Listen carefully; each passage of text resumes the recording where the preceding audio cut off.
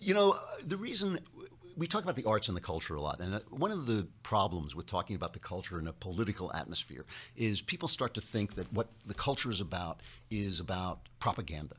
And propaganda in the arts is always boring. It's always, counterproductive. It's really bad storytelling, bad art.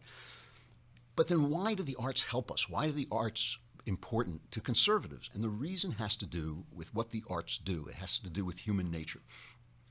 The arts are the way, it's just in the same way that numbers are the way we preserve the scientific information, right? If we couldn't write down numbers, imagine if you couldn't write down numbers, we'd be gorillas, right? We'd be passing on information to our kids and they would remember what they remember. It's because we can write stuff down that we can grow. We can build on the stuff that people found. We don't have to reinvent Newton's theories. In each generation, he wrote them down.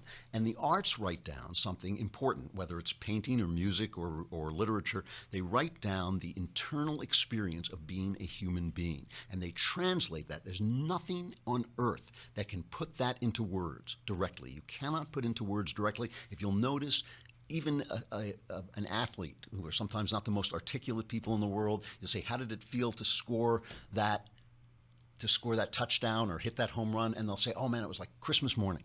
It was like Christmas. They immediately go to a metaphor, which is the beginning of the arts. It's a way of saying how something felt by comparing it to something else. What was that like? Well, it was like, it was like a ghost came back and asked me to avenge my father, and I couldn't make up my mind what the right thing to do was. That's what Hamlet translates it. And it translates it in terms of the emotion, the internal experience of a great artist to you, the person receiving the arts.